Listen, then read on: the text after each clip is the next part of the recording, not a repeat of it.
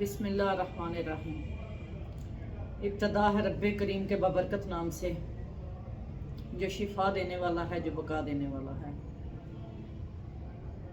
میں امید کرتی ہوں کہ آپ لوگ خیریت سے ہوں گے اور اللہ پاک آپ کو بہت ساری نعمتوں سے نوازیں، بہت ساری اپنی حکمتوں کے ساتھ شفاؤں سے نوازے اور آپ کی ہر طرح کی مشکل اللہ پاک آسان کرے۔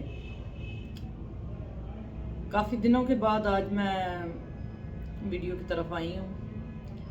کچھ عرصہ میں نے اپنی ویڈیوز کو بریک کر رکھا تھا، اس کی کافی سی وجوہات تھی جن کی وجہ سے میں نے ویڈیوز کو بنانا بریک کیا ہوا تھا، کہ بعض چیزیں کافی ٹائم لے کے کچھ چیزوں پہ جب ہم لوگ کام کر رہے ہوتے ہیں تو مزید کچھ نئی چیزوں کو ڈھونڈنے کے لیے ہمیں مزید ٹائم چاہیے ہوتا ہے۔ اصل میں میری کوشش یہ ہوتی ہے کہ میں آپ لوگوں کے ساتھ ایسی چیزیں شیئر کروں جو نہ صرف آپ لوگوں کے لیے فائدہ مند ثابت ہوں، بلکہ آپ آگے جن جن لوگوں کو وہ چیز فارورڈ کریں ان لوگوں کو بھی فائدہ دیں۔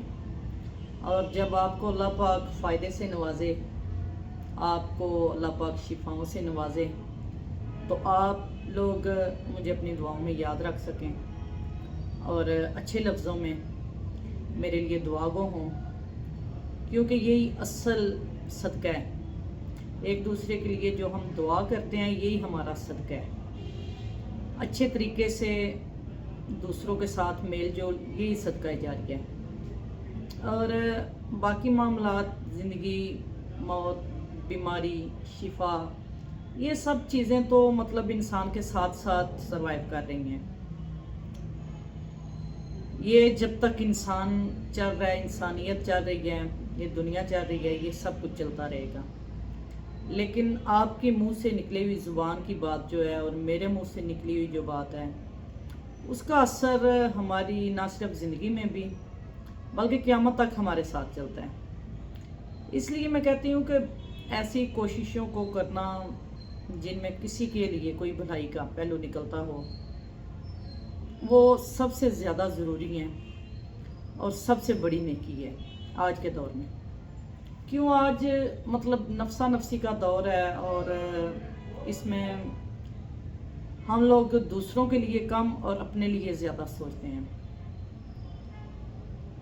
ہمارے سوچنے سے کچھ نہیں ہوگا جو بھی وہ عمل سے۔ اگر آپ بیمار ہیں، جب تک آپ دوائی نہیں کھائیں گے، اپنے رب سے شفا نہیں مانگیں گے، تو اگر اللہ پاک آپ پہ کوئی خاص احسان یا کرم نوازی کرے تو آپ لوگوں کو شفا ملتی ہے، ورنہ آپ کو علاج کروانا پڑتا ہے۔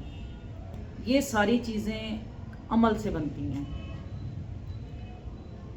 تو عمل جو کریں ہم لوگ، اس کو یہی سوچ کے کرنا چاہیے کہ جو اپنے لیے بھی اچھا فائدہ مند ثابت ہو اور دوسروں کے لیے بھی، جس میں اپنی تو بھلائی ہی ہو لیکن دوسروں کے بھی ساتھ ساتھ بھلائی ہو۔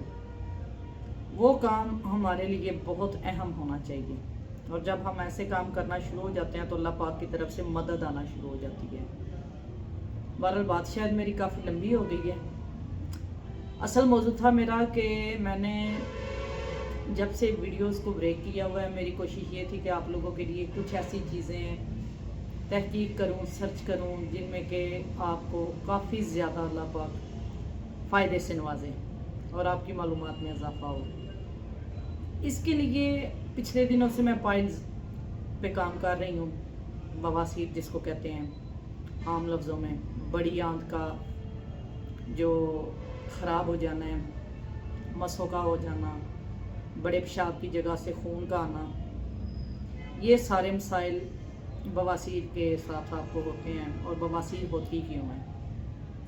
بواسیر کی ایک بات دھیان سے آپ لوگ نوٹ کریں تو اس کی سب سے بڑی ایک وجہ ٹھنڈا پانی، ٹھنڈی چیزوں کا کھانا اور فاسٹ فوڈ، تیز مرچ مسالہ جات، جن سے معدہ ہمارا نہ صرف یہ کہ بہت زیادہ ہیٹ ہوتا ہے بلکہ بہت زیادہ تیزابی مواد بنانا شروع کر دیتا ہے۔ اور پانی کا کم پینا۔ جب تک کہ آپ پانی نہیں پئیں گے اپنی خوراک کے ساتھ، کم از کم دن میں 6 سے 8 گلاس بوائل کیا ہوا پانی آپ لوگ استعمال کریں۔ تو اللہ کے حکم سے آپ لوگ آدھی بیماریاں تو اپنے گھر میں ہی ٹھیک کر سکتے ہیں۔ باقی معدے کے امراض کو، جو قبض کو ویسے تو مول امراض کہا جاتا ہے، لیکن معدے کے ہی وجہ سے قبض کا مسئلہ بھی ہوتا ہے، اور سٹارٹنگ میں یہ قبض کا مسئلہ لوگوں کو چلتا ہے، اس کے بعد یہ آہستہ آہستہ بواسیر کی طرف انسان کو لے جاتا ہے، اور یہ انتہائی تکلیف دہ بیماری ہے، اور ہر 5 میں سے 1 مریض بواسیر کا مریض ہے، اور اس کی ریشو اتنی زیادہ عام ہوتی جا رہی ہے کہ مطلب پہلے کے مقابلے میں اب 10 گنا پیشنٹ جو ہیں وہ بواسیر کے بڑھ چکے ہوئے ہیں۔ جہاں نت نئی اور کئی بیماریاں حملہ آور ہو رہی ہیں، ادھر ایک بواسیر کا مسئلہ بہت زیادہ عام ہوتا جا رہا ہے، اور اس کی بڑی وجہ پانی کا کم پینا، سلاد کا کم کھانا، اور فاسٹ فوڈ کی طرف زیادہ آپ کا رجحان ہونا، اور کھانے پینے میں مرچ مسالہ جات اور تیز قسم کی